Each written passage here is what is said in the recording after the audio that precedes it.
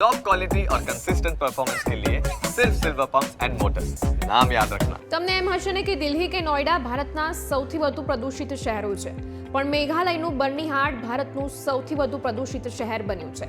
આજકાલ વૈશ્વિક સ્તરે વાયુ પ્રદૂષણ એક ગંભીર સમસ્યા બની ગઈ છે અને આ બાબત પર દરેકે ધ્યાન આપવું અત્યંત મહત્વપૂર્ણ છે।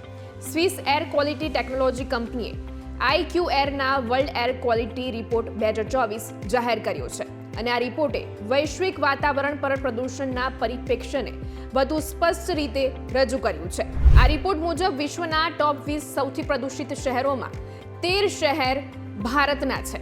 આ 13 શહેરોમાં મેઘાલયનું બર્નીહાટ, દિલ્હી, પંજાબનું મુલ્લાનપુર, હરિયાણાનું ફરીદાબાદ, ગાઝિયાબાદનું લોની, નવી દિલ્હી, હરિયાણાનું ગુરુગ્રામ, રાજસ્થાનનું ગંગાનગર, ઉત્તર પ્રદેશનું ગ્રેટર નોઈડા, રાજસ્થાનનું ભિવાડી, ઉત્તર પ્રદેશનું મુઝફ્ફરનગર, રાજસ્થાનનું હનુમાનગઢ, ઉત્તર પ્રદેશનું નોઈડાનો સમાવેશ થાય છે।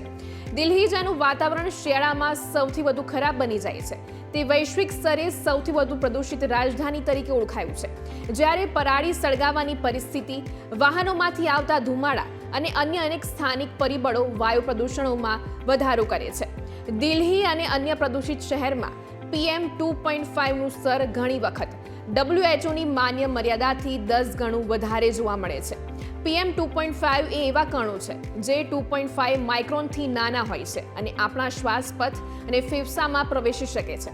આ કણો આપણા હૃદય અને શ્વાસની સમસ્યાઓ સર્જી શકે છે અને લાંબા ગાળિયા કણો કેન્સર જેવા ગંભીર રોગોનું કારણ પણ બની શકે છે।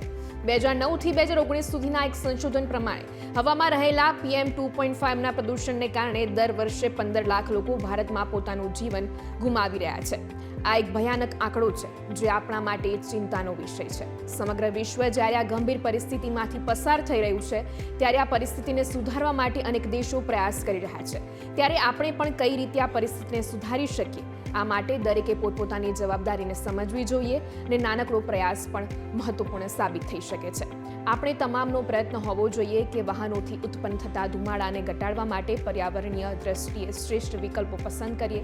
સાથે સાથે પરાળી સળગાવવાનું બંધ કરવું જોઈએ અને ઔદ્યોગિક ઉત્સર્જનને નિયંત્રિત કરવા માટે કડક પગલાં સરકાર દ્વારા લેવામાં આવે તે ખૂબ જરૂરી છે।